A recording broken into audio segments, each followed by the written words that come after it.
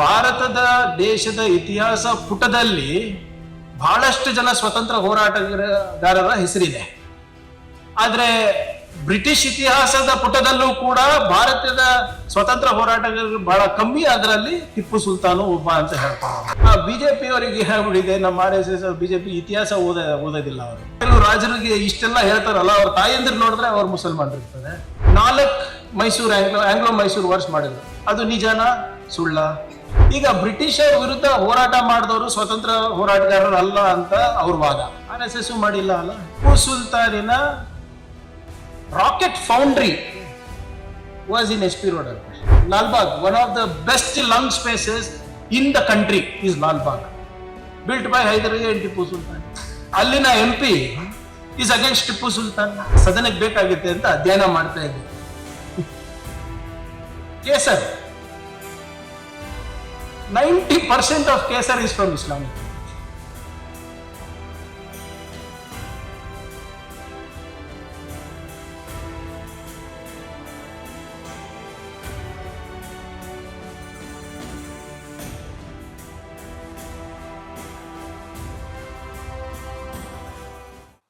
ಯಾವುದೇ ಅರಸನ ಇತಿಹಾಸ ಚರಿತ್ರೆ ತೆಗೆದು ನೋಡಿದ್ರೆ everybody worked only to enhance their power and improve their wealth, and more importantly ಅವರ ಸಾಮ್ರಾಜ್ಯವನ್ನು ಬೆಳೆಸೋದಷ್ಟೇ. The boundaries of their kingdom should be vast. ಯಾರೇ ನೋಡಿ, ನೀವು ರಾಷ್ಟ್ರಕೂಟ ತಗೊಳ್ಳಿ, ಶಾತವಾಹನಗಳು ತಗೊಳ್ಳಿ, ನಿಮ್ಮ ಒಡೆಯರ್ಸ್ ತಗೊಳ್ಳಿ, ನಿಮ್ಮ ಚೇಲಾಸ್ ತಗೊಳ್ಳಿ, ಚೋಲಾಸ್ ತಗೊಳ್ಳಿ, ಯಾರು anyone, they were only interested in ruling their vast kingdoms. ಅವರ ಸಾಮ್ರಾಜ್ಯದ ವಿಸ್ತರಣೆಯನ್ನು ಜಾಸ್ತಿ ಮಾಡಲಿಕ್ಕೆ ಹೇಗಾಗ್ತಾ ಇತ್ತು ವಿಸ್ತರಣೆ? There only 2 or 3 mechanisms, like Dr. Ruchika said. Number 1, go to war. If you don't like to wage a war against the ruler, what would you do? You would pay revenue, accept the taxes ಅಂದ್ಬಿಟ್ಟು ಅವ್ರ ಸಬ್ಸಿಡಿಯರೀಸ್ ಆಗ್ತಾ ಇದ್ರು. ಇಲ್ದಿದ್ರೆ through alliance. ಆ BJP ಅವರಿಗೆ ಹೇಳ್ಬಿಟ್ಟಿದೆ, ನಮ್ಮ RSS BJP ಇತಿಹಾಸ ಓದೋದಿಲ್ಲ ಅವರು. ಇವು ಕೆಲವು ರಾಜರಿಗೆ ಇಷ್ಟೆಲ್ಲ ಹೇಳ್ತಾರಲ್ಲ, ಅವ್ರ ತಾಯಂದಿರು ನೋಡಿದ್ರೆ ಅವ್ರು ಮುಸಲ್ಮಾನರು ಇರ್ತಾರೆ, ಅವ್ರ ತಂದೆಯವ್ರು ಮುಸಲ್ಮಾನರು ಇರ್ತಾರೆ. ಈಗ ಎಷ್ಟು ಜನ ಮೊಘಲರ ಆಸ್ಥಾನದಲ್ಲಿ ರಜಪೂತ್ ರಾಣಿಗಳಿದ್ರು. It's all about alliances, either through marriage or through war. ಇವೆರಡೇ ಅಲ್ವಾ? ಹಾಗಾಗಿ ನೀವು ವಿಜಯನಗರ ಸಾಮ್ರಾಜ್ಯನ ನೀವು ಇತಿಹಾಸ ನೋಡಿದ್ರೆ ಯಾರ್ಯಾರು ಎಲ್ಲೆಲ್ಲಿ ಹೆಣ್ಣು ಕೊಟ್ಟಿದ್ರು, ಯಾರ್ಯಾರು ಎಲ್ಲೆಲ್ಲಿ ಯಾರ ಸಾಮ್ರಾಜ್ಯ ಹೇಗ್ ಬೆಳೀತು ಅಂತ ನೀವು ನೋಡಿದ್ರೆ ನಿಮಗೆ ಗೊತ್ತಾಗುತ್ತೆ. ಪ್ರಾಬ್ಲಮ್ ಏನಂದ್ರೆ ನಾವು ಸಮಯ ಕೊಟ್ಟು ಇತಿಹಾಸವನ್ನ ತಿಳ್ಕೊಳ್ಳಿಕ್ ಪ್ರಯತ್ನ ಮಾಡೋದಿಲ್ಲ. ಇದು ಈಗ ಬ್ರಿಟಿಷರ 200 ವರ್ಷದ ಕಾಲ ಇಲ್ಲಿ ನಮ್ಮನ್ನ ಆಳಿದ್ರು. ಇವ್ರ ವಿರುದ್ಧ ಟಿಪ್ಪು ಸುಲ್ತಾನು 4 ಮೈಸೂರು ಆಂಗ್ಲೋ ಮೈಸೂರು ವರ್ಷ ಮಾಡಿದ್ರು. ಅದು ನಿಜಾನ ಸುಳ್ಳ? ನಿಜ. ಯು ಕ್ಯಾನಾಟ್ ಟೇಕ್ ದಟ್ ಅವೇ. ಈಗ ಬ್ರಿಟಿಷರ ವಿರುದ್ಧ ಹೋರಾಟ ಮಾಡಿದವರು ಸ್ವತಂತ್ರ ಹೋರಾಟಗಾರರು ಅಲ್ಲ ಅಂತ ಅವ್ರ ವಾದ. RSS ಮಾಡಿಲ್ಲ ಅಲ್ಲ. ಈಗ ಯಾರು ಬ್ರಿಟಿಷರ ಜೊತೆ ಹೋರಾಟ ಮಾಡಿದವರು ಅವರು ಸ್ವತಂತ್ರ ಹೋರಾಟ, what ever might be his reasons, to safeguard his kingdom, to safeguard his people, to safeguard his wealth, he fought 4 wars. ಅದೇ ಸಂದರ್ಭದಲ್ಲಿ ಬೇರೆ ಯಾರಾದ್ರೂ ಮಾಡಿದ್ರೆ ಇಲ್ಲ. ಈಗ ಪ್ರಾಬಬ್ಲಿ ಏನಾಗಿದೆ ಅಂದ್ರೆ, ನಾವು ಬರೇ ಒಂದು ದೃಷ್ಟಿಕೋನದಿಂದ ನೋಡೋದ್ರಿಂದ ಈಗ ನಾವು ನೋಡ್ತಾ ಇದ್ದೇವೆ. ನಾನು ಮೊನ್ನೆ ಈಗ ಕೆಲವು ವರ್ಷದಿಂದ ನಾನು ಇಂಗ್ಲೆಂಡಿಗೆ ಹೋಗಿದ್ದೆ. ಅದು ನಮ್ಮ ಬಾಬಾ ಸಾಹೇಬ್ ಅಂಬೇಡ್ಕರ್ ಅವರ ಸ್ಕೂಲ್ ಆಫ್ ಎಕನಾಮಿಕ್ಸ್ ಮಾಡಬೇಕಾದಾಗ ನಾನು ಲಂಡನ್ ಸ್ಕೂಲ್ ಆಫ್ ಎಕನಾಮಿಕ್ಸ್ ಅವ್ರ ಜೊತೆ ಟೈ ಅಪ್ ಮಾಡ್ಲಿಕ್ಕೆ ನಾನು ಡೈರೆಕ್ಟರ್ ಅವ್ರ ಜೊತೆ ಮಾತಾಡ್ಲಿಕ್ಕೆ ಹೋಗಿದ್ದೆ. ಅಲ್ಲಿ ಹೋದಾಗ ಸ್ವಲ್ಪ ಬಿಡು ಇದ್ದಾಗ ವಿಕ್ಟೋರಿಯಾ ಆಲ್ಬರ್ಟ್ ಮ್ಯೂಸಿಯಂಗೆ ಹೋದೆ ನಾನಲ್ಲಿ. ಆ ವಿಕ್ಟೋರಿಯಾ ಆಲ್ಬರ್ಟ್ ಮ್ಯೂಸಿಯಂ ನಲ್ಲಿ ಒಂದು ದೊಡ್ಡ ಶೋಕೇಸ್ ನಲ್ಲಿ ಆಲ್ಮೋಸ್ಟ್ ಲೈಫ್ ಸೈಜ್ ಒಂದು ಹುಲಿ ಇಟ್ಟಿದ್ದಾರೆ. ಆ ಹುಲಿ ಒಬ್ಬ ಬ್ರಿಟಿಷ್ ಸೋಲ್ಜರ್ ಮೇಲೆ ಆಕ್ರಮಣ ಮಾಡ್ತಾ ಇದೆ. So there is a British soldier being attacked by the tiger. ಅದು ಮಾಡಿಸಿದ್ದು ಟಿಪ್ಪು ಸುಲ್ತಾನ್. ಅದಕ್ಕೆ ನೀವು ಚಾಬಿ ಕೊಟ್ರೆ ತಿರುಗಿಸಿದ್ರೆ ಆ ಗರ್ಜನೆ ಕೇಳುತ್ತೆ, ಮತ್ತೆ ಈ ನಮ್ಮ ಬ್ರಿಟಿಷ್ ಅವ್ರ ವಿರುದ್ಧ ಏನ್ ಬ್ರಿಟಿಷ್ ಸೋಲ್ಜರ್ ಅವರ ಕರೆನೂ ಕೇಳುತ್ತೆ. ಅದರ ಪಕ್ಕ ಟಿಪ್ಪು ಸುಲ್ತಾನ್ ಅವ್ರದ್ದು ಒಂದೆರಡು ಕತ್ತಿ ಇದೆ, ಅವ್ರು ಹಾಕೊಂಡಿರುವ ಬಟ್ಟೆ ಇದೆ, ಎಲ್ಲ ಇದೆ. ಅಲ್ಲಿ ನನಗೆ ಎಕ್ಸ್ಪ್ಲೈನ್ ಮಾಡ್ತಾ ಇದ್ದವನು ಅವನು ಹೇಳ್ತಾನೆ ನನಗೆ, ಅಲ್ಲಿ ಯಾರು ಕ್ಯೂರೇಷನ್ ನಿಂತಿದ್ರಲ್ಲ ಸುಮ್ಮನೆ ಒಂದು ಗೈಡ್ ತರ ಇದ್ದ ಅಲ್ಲಿ, ಅವರು ಇತಿಹಾಸದಲ್ಲಿ PhD ಮಾಡಿದ್ರು, ಈಸ್ ಅ ಬ್ರಿಟಿಷ್. ಅವ್ರೇನ್ ಹೇಳ್ತಾನೆ, ಸರ್ ಭಾರತದ ದೇಶದ ಇತಿಹಾಸ ಪುಟದಲ್ಲಿ ಬಹಳಷ್ಟು ಜನ ಸ್ವತಂತ್ರ ಹೋರಾಟಗಾರರ ಹೆಸರಿದೆ, ಆದ್ರೆ ಬ್ರಿಟಿಷ್ ಇತಿಹಾಸದ ಪುಟದಲ್ಲೂ ಕೂಡ ಭಾರತದ ಸ್ವತಂತ್ರ ಹೋರಾಟಗಾರರು ಬಹಳ ಕಮ್ಮಿ, ಅದರಲ್ಲಿ ಟಿಪ್ಪು ಸುಲ್ತಾನು ಒಬ್ಬ ಅಂತ ಹೇಳ್ತಾರೆ. ಯಾಕಂದ್ರೆ struck fear in two of the tallest military generals of British empire, general Cornwallis ಮತ್ತೆ Wellesley. Wellesley was the same person who later on defeated Napoleon in Waterloo. Wellesley ಬರೀತಾರಂತೆ, I have never seen a more fierce warrior than Tippu Sultan. ಕಾರ್ನ್ವಾಲಿಸಿಗೆ ಎತ್ತಂಗಡಿ ಮಾಡಿದ್ದು ಕೂಡ ಅದಕ್ಕೆ. So ಅದರಿಂದ ಇದನ್ನ ನಾವು ತಿಳ್ಕೋಬೇಕಾಗತ್ತೆ. ಅಲ್ಲಿ ಹೋದಾಗ ನನಗೆ ಗೊತ್ತಾಯ್ತು how they hold Tipu Sultan in high esteem as a military strategist ಅಂತ. ಇವತ್ತು ನಾವೇನು ರಾಕೆಟ್ಸ್ ಎಲ್ಲ ಇವಾಗ ನೋಡ್ತಾ ಇದ್ದೀವಿ, ಅದನ್ನ ಪ್ರಾಯೋಗಿಕವಾಗಿ ಅಳವಡಿಸ್ಕೊಂಡಿದ್ದು as a strategy Tipu Sultan ಅಂತ ಬಹಳ ಸ್ಪಷ್ಟವಾಗಿ ಅವ್ರು ಹೇಳ್ತಾರೆ. ಮುಂಚೆ ಅದಕ್ಕೆ ಟಿಪ್ಪು ಸುಲ್ತಾನ್ ರಾಕೆಟ್ ಅಂತಾನೆ ಹೇಳ್ತಾ ಇದ್ರಂತೆ ಇವರು ಬ್ರಿಟಿಷ್ ಅವರು. ಅವ್ರು ಒಂದು ಪುಸ್ತಕ ಬರೆದಿದ್ರೆ ಟಿಪ್ಪು ಸುಲ್ತಾನ್ ಅವರು, ಒಂದು ಕೈಪಿಡಿ ಫತುಲ್ ಮುಜಾಹಿದೀನ್ ಅಂತ. ಅದರಲ್ಲಿ ಬಹಳ ಡೀಟೇಲ್ಡ್ ಆಗಿ ರಾಕೆಟ್ಸ್ ಬಗ್ಗೆ ಒಂದು ಮ್ಯಾನ್ಯುವಲ್ ಮಾಡ್ತಾರೆ.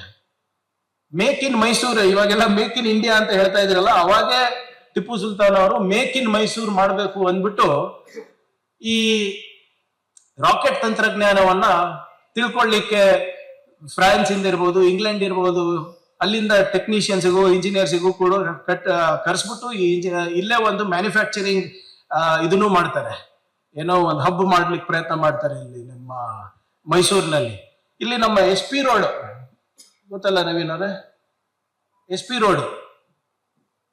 Road is now known for other things, computer parts ಅದು ಇದು ಎಲ್ಲ. ನಮ್ಮ ಇತಿಹಾಸ ಎಷ್ಟು ಚೆನ್ನಾಗಿದೆ ನೋಡಿ. SP road apparently was called Taramandala Pete. ಮುಂಚೆ ಯಾವ್ದೋ ಒಂದು ಪುಸ್ತಕದಲ್ಲಿ ಓದ್ತಾ ಇದೆ, ಬೆಂಗಳೂರು ಪುಸ್ತಕದಲ್ಲಿ ತಾರಾಮಂಡಲ ಪೇಟೆ ಅಂತ ಕರಿತಾ ಇದ್ರಂತೆ.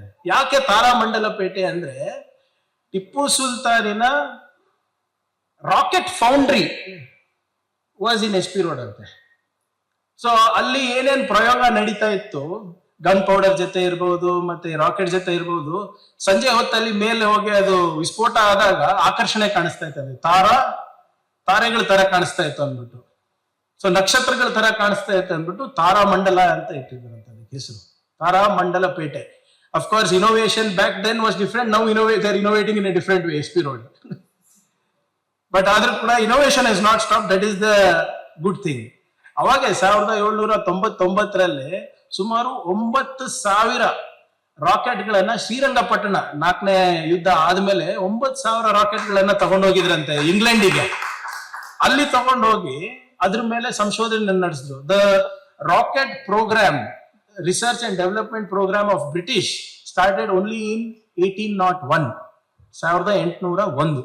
ಯಾವಾಗ 2 years after they took Tipu Sultan's rocket ಅಂತ.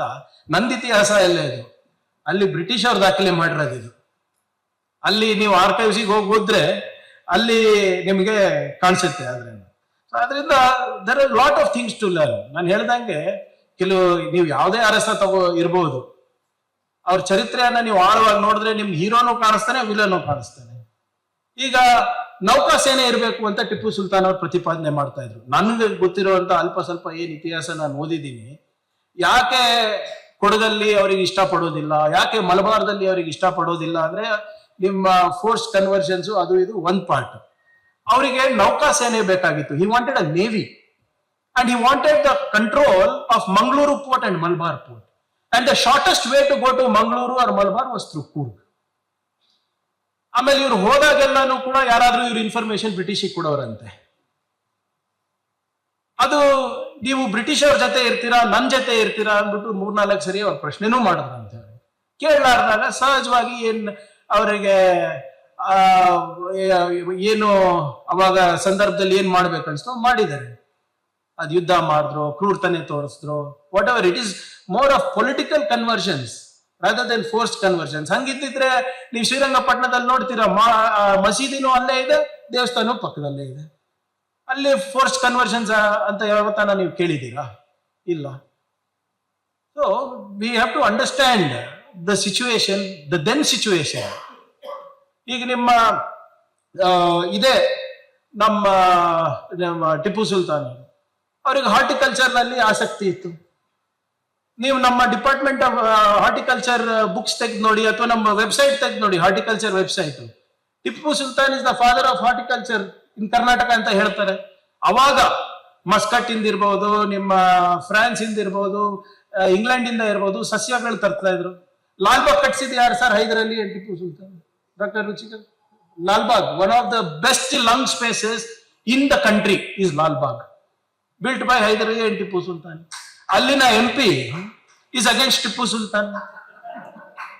ಮಾತಾಡ್ತಿದ್ರೆ ನೀವೆಲ್ಲ ಅದು ಅಂತಾರೆ. ನಾನು ಅವ್ರಿಗೆ ಒಂದ್ಸರಿ ಪ್ರಶ್ನೆ ಮಾಡಿದೆ, ಹಂಗಿದ್ರೆ ಬಾರಪ್ಪ, ನೀವು you want to wipe out Hyder Ali and Tipu Sultan from the pages of history, ನಾವು ಫಸ್ಟ್ ಬಂದು ಲಾಲ್ಬಾಗ್ ಸುಡೋಣ ಬನ್ನಿ, ಆಗತ್ತಾ? ನೀವೇ ಈಗ ನಮ್ಮ ಹಿಸ್ಟ್ರಿ ಎಷ್ಟು ಇಂಟರ್ ಓವನ್ ಇದೆ ಅಂದ್ರೆ it is difficult to take things out. ಈಗ ನಮ್ಮ ಚಿಕ್ಕಮಗಳೂರಿನಲ್ಲಿ we are very famous for coffee, ಹೌದಾ? ಕಾಫಿ ಎಲ್ಲಿಂದ ಬಂತು? ಬಾಬಾ ಬುಡನ್ಗಿರಿ. ಯಾರು ಬಾಬಾ ಬುಡನ್ಗಿರಿ? ಯಾವ ಸಮಾಜದವರು? ಎಲ್ಲಿಂದ ತಂದಿದ್ದು? ಅರಬಿಂದ ತಂದ್ರಿ. ಎಲ್ಲಿ ಇಟ್ಕೊಂಡು ತಂದಿದ್ರು? ಅವ್ರ ದಾಡಿನಲ್ಲಿ ಇಟ್ಕೊಂಡು ತಂದಿದ್ರು. ಈಗ ಎಲ್ಲ ಕಾಫಿ ಓನರ್ಸ್ ಯಾರು? ಇದೇ CT ರವಿ, ಇದೇ ಎಲ್ಲ BJP ನಾಯಕರು. ಹೌ ಕ್ಯಾನ್ ಇದು? ಈಗ LPG ಅಂತ ತಗೊಳ್ರಪ್ಪ, ಬಿಟ್ಬಿಡಿ, ಅದು ಇತಿಹಾಸ ಬಿಟ್ಬಿಡ್ರಿ. ಈಗ ನಮ್ಮ ಇಂಧನ ಬರ್ತಾ ಇದೆ, ಎಲ್ಲಿಂದ ಬರ್ತಾ ಇದೆ? 80% of all chemicals, gases, urea, fertiliser. ನಮ್ಮ ರೈತರು ಏನು ಯೂರಿಯಾ ಹಾಕ್ತಾ ಇದ್ದಾರೆ, ಫರ್ಟಿಲೈಸರ್ ಆಗ್ತಾ ಇದೆ, 90-80% ಎಲ್ಲಿಂದ ಬರ್ತಾ ಇರೋದು? ಅರಬ್ ಕಂಟ್ರಿಗಳಿಂದ, ಇಸ್ಲಾಮಿಕ್ ಕಂಟ್ರೀಸ್ ಇಂದ. ನಿಲ್ಲಿಸ್ತೀರಾ? ಹೇಳ್ಬೇಕಲ್ಲ, ನಿಮ್ದು ದ್ವಂದ್ವ ನೀತಿ ಇರಬಾರ್ದು. ಆದ್ರೆ ಕುವೆಂಪು ಅವ್ರು ಹೇಳ್ದಂಗೆ ವಿಶ್ವ ಮಾನವನ ಆಗು. ಇಲ್ದಿದ್ರೆ ಇದೆಲ್ಲ ಬಿಟ್ಬಿಟ್ಟು ನೀನ್ ಏನ್ ಅನ್ಸ್ಬೇಕಂದ್ರೆ ಅದನ್ನ ಮಾಡ್ರಿ ಕರೆಕ್ಟ್ ಆಗಿ. ಎರಡ್ ಕಡೆನೂ ಇರಕ್ಕಾಗಲ್ಲ ನೀವು. ಈಗ ಏನೇನು ನಾವು ಹೊರಗಿಂದ ತರಿಸ್ತೀವಿ, ಇಂಪೋರ್ಟ್ ಮಾಡ್ತೀವಿ ಅಂತ ಮೊನ್ನೆ ಸುಮ್ಮನೆ ಸದನಕ್ಕೆ ಬೇಕಾಗುತ್ತೆ ಅಂತ ಅಧ್ಯಯನ ಮಾಡ್ತಾ ಇದ್ದೆ. Kesar, 90% of Kesar is from Islamic countries.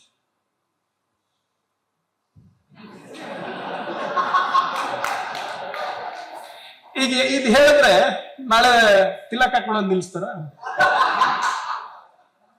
ಈಗ ನಿಜವಾಗ್ಲೂ ಈ ನಾಮ ಹೇಗ್ ಮಾಡ್ಬೇಕು? ನಾಟ್ ಥ್ರೂ ಕೆಮಿಕಲ್ಸ್ ಅಲ್ಲ. ಮುಂಚೆ ಕೇಸರಿ ತಲೆ ಹಾಕ್ತಾ ಇದ್ವಿ.